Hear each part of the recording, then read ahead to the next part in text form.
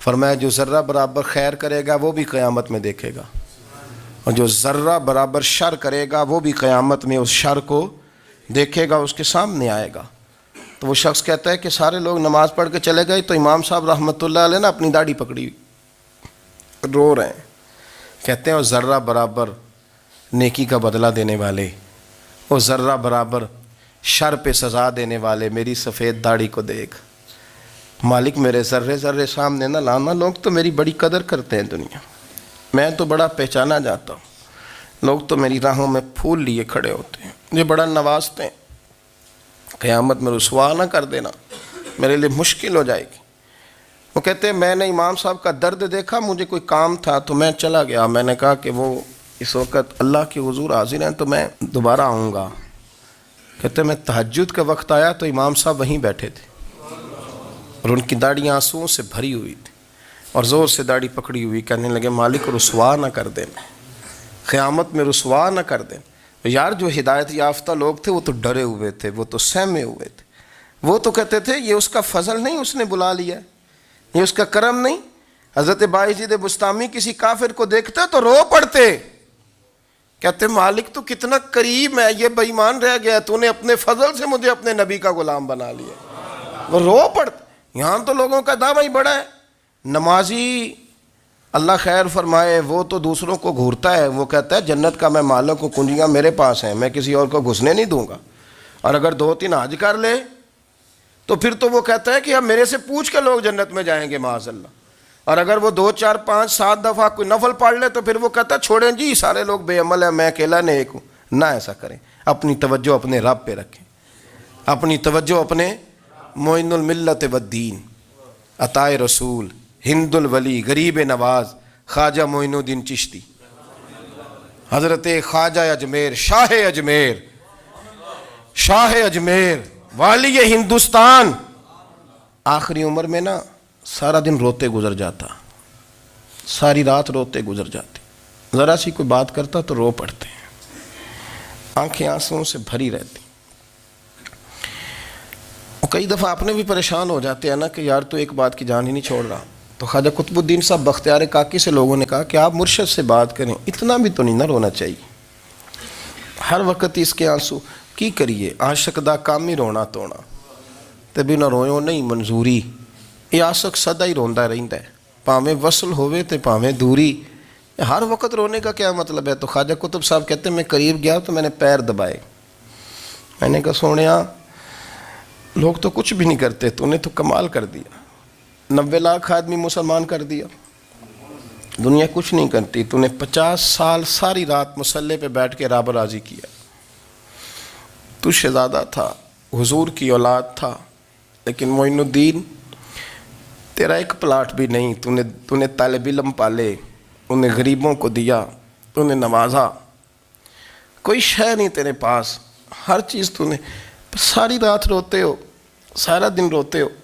تو خواجہ قطب الدین صاحب کہتے ہیں میں نے جب عرض کیا تو خواجہ صاحب مجھے گلے لگا لیا، چیخ مار کے روئے، کہنے لگے قطب الدین پتر داڑھی سفید ہو گئی، جانے کا وقت آ گیا، جو تو نے نیکیاں گنوائی ہیں وہ ہیں صحیح میرے پاس، پر یار کی بارگاہ میں پیش کرنے کے قابل ایک بھی نہیں، ایک بھی نہیں، تو بارگاہ تو دیکھ کتنی بڑی ہے، رسول کریم کی بارگاہ میں پیش کرنے کے قابل ان میں سے ایک بھی نہیں، تو آستانہ دیکھ کتنا بڑا ہے، کیا پیش کروں گا، کیا عرض کروں گا حضور کی بارگاہ میں، کس طرح؟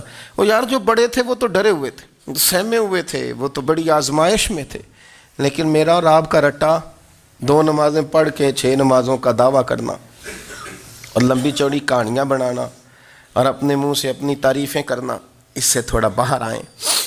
رزق بھی میرا اللہ ہی دیتا ہے، علم بھی اللہ دیتا ہے، رزق بھی۔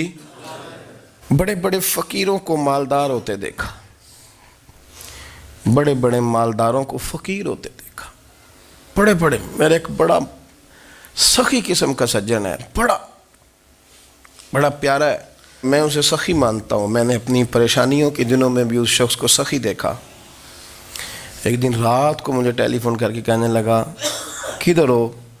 میں نے کہا میں گھر ہوں۔ نہیں اکثر سفر میں ہوتے ہو نا؟ اور میں نے کہا طبیعت کیسی ہے؟ ٹھیک ہے، بس حال چال پوچھنا تھا۔ میں نے سمجھائی، میں نے کہا یار یہ کوئی مسئلہ ہے؟ ورنہ رات کے 2 بجے کوئی حال پوچھنے کو فون تو نہیں نہ کرتا. کوئی مطلب ایسا تو مسئلہ نہیں نا.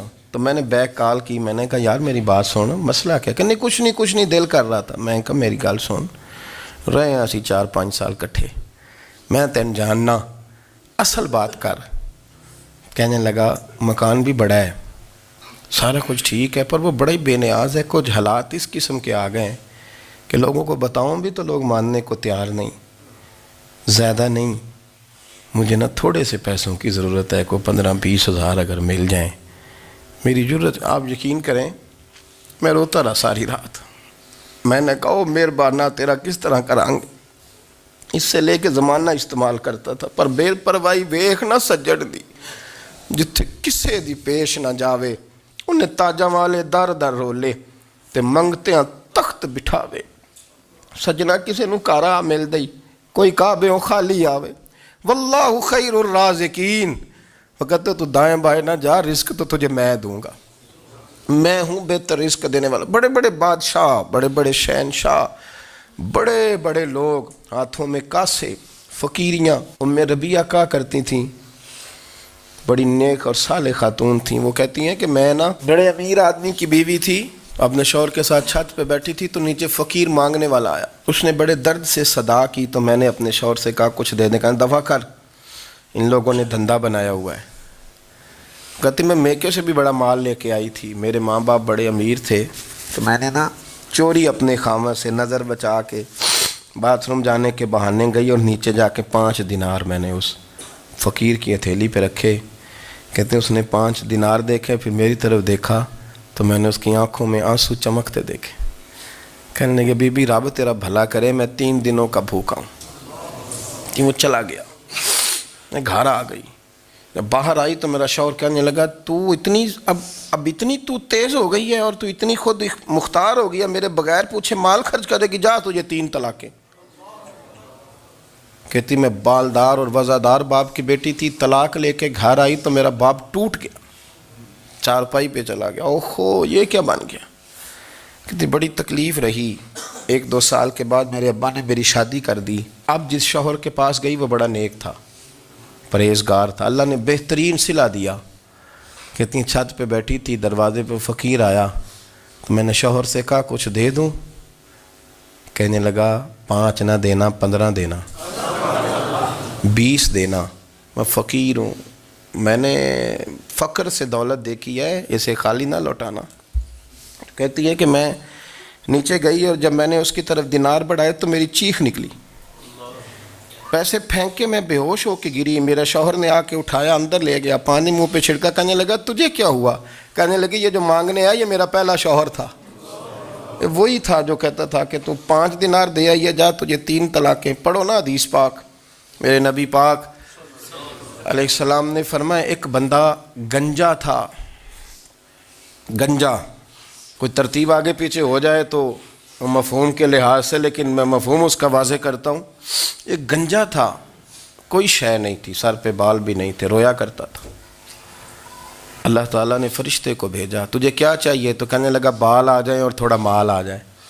فرشتے نے ہاتھ پھیرا تو بال بھی آ گئے تو بکریاں بھی آ گئیں, لائنیں لگ گئیں, مال ہی مال ہو گئے. دوسرے کے پاس گیا, وہ کوڑا تھا,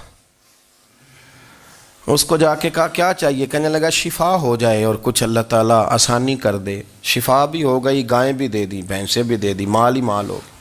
پھر ایک کے پاس گیا, وہ اندھا تھا, تجھے کیا چاہیے؟ اس نے کہا آنکھیں مل جائیں اور کچھ ساتھ اللہ مال دے دے. اونٹ ہی اونٹ ہو گئے. جب بڑا نواز دیا تو پھر مالک نے امتحان لینے کا ارادہ کیا. یاری تیری سونا ہے پر آزمائشاں بھی تیریاں اگ, آزمائشاں تیریاں, صحیح کہہ رہا ہوں, آزمائشاں تیریاں, یاری تیری سونا ہے پر آزمائشاں تیریاں. اے سونا پرکھیا جامدائی پہلو نال لگاں دے لگ. اللہ نے فرمایا آزمائش کرو. سب سے پہلے گنجے کے پاس آئے, اسے کہا اللہ کے رستے میں کچھ دیکھنے لگا, میرے خرچے ہی بڑے, دیکھو تو صحیح کتنی مشکل میں وقت گزارتا ہوں, حال ہی کوئی نہیں. تو اس نے کہا میں نے تو سنا ہے تو گنجا اور بھوکا ننگا تھا. کہنے لگا میں تو جدی پشتی رئیس اعظم ہوں, تو یہ کس پاگل نے کہا ہے بھاگ جا. اس نے کہا اچھا جیسے تو تھا ویسے ہی ہو جائے. کھیت کھلیان اجڑ گئے, پھر سے گنجا ہو گیا. حضور علیہ السلام فرمانے لگے, پھر وہ اس کے پاس گیا جو کوڑا تھا. اسے کہا کچھ دے، کہنے لگا خرچے ہی بڑے، اب پوچھ لیں کسی امیر آدمی سے، کہے گا چکی کے نیچے ہاتھ ہے میرا، میرے سے زیادہ تو اب پریشان بندہ ہی کوئی نہیں، کیا بتاؤں آپ کو، اتنا ٹیکس ہے، اتنا جرمانہ ہے، فلانی شے، بڑا کچھ گنواتے ہیں لوگ۔ اس نے کہا میں نے تو سنا تو پہلے کوڑا تھا۔ اس نے کہا جا دوڑ جا، میں تو رئیس اعظم ہوں، دادا بھی پردادا بھی اور ساری نسل ہی۔ اس نے کہا اچھا جیسے تو تھا ویسے ہی ہو جائے۔ پھر وہ گیا اندھے کے پاس اور جا کے کہا اللہ کے نام پہ کچھ دے۔ تو وہ کہنے لگا رب کے نام پہ؟ یہ کھڑے ہیں اونٹ، جتنے تیرے دل کرے لے دا۔ اس نے کہا کیا معنی اس بات کا؟ کہنے لگا یار تجھے کیا بتاؤں، میں تو اندھا تھا، میں نے تو کبھی دنیا دیکھی نہیں تھی، پھر اس کریم نے فضل کیا تو مجھے بڑا کچھ دکھایا، میں کیا بتاؤں، میرا دل کر رہا ہے کہہ دوں کہ پھر اس نے کعبہ دکھایا، پھر اس نے روضہ رسول دکھایا، پھر اس نے ریاض الجنہ کے سجدے دکھائے، پھر اس نے اپنے محبوب کے دروازے کی رونقیں دکھائیں، اس نے بڑا کچھ دیا، اس نے بڑا نوازا۔ میرے پاس تو شاید میں بدکار پرانا خادم، کسے در ملی نہ ٹوئی، ایت واصف یار نے نظر جو کی تھی، پھر واصف ہی ہوئی، یہ تو اس کا کرم ہوا۔ تو یہ وہ کہنے لگا تو اللہ کے نام پہ جان مانگ، میں وہ بھی دینے کو تیار، میرے پاس تو شے ہی کوئی نہیں تھی، مجھے تو اپنا پتہ ہے، میں تو کوئی شے نہیں تھا، کچھ نہیں تھا میرے پاس، یہ تو ان کا کرم ہے کہ رخ ان کا ادھر ہے، اور مختصر سی میری کہانی ہے، یہ جو بھی ہے ان کی مہربانی ہے۔ تو وہ کہنے لگا میں بھی کچھ لینے نہیں آیا تھا، تیری آزمائش ہی کرنے آیا تھا، تیری عزتیں بھی سلامت رہیں گی، تیرا مال بھی سلامت رہے گا، تیری شفا بھی۔ اپنی زندگی میں کبھی بھی اللہ کی بارگاہ سے توجہ ادھر ادھر نہ کریں، چھوڑیں لوگ کیا کر رہے ہیں، دنیا کیا کہہ رہی، کبھی بھی اپنی توجہ دائیں۔ ہمارا یہ مسئلہ بن گیا کہ ہماری سیاست ہے، ہماری دنیا داری ہے، ہم بندوں کو راضی کرنا چاہتے ہیں، ہم دیکھتے ہیں کون کس طرح، اور آپ یقین کریں آپ تھک جائیں گے، بندے راضی نہیں ہوں گے، وہ نہیں راضی ہوتے، آپ ان کو منا کے لائیں گے تو ادھر والے نکل جائیں گے، ادھر کو منائیں گے تو ادھر والے نکل جائیں گے۔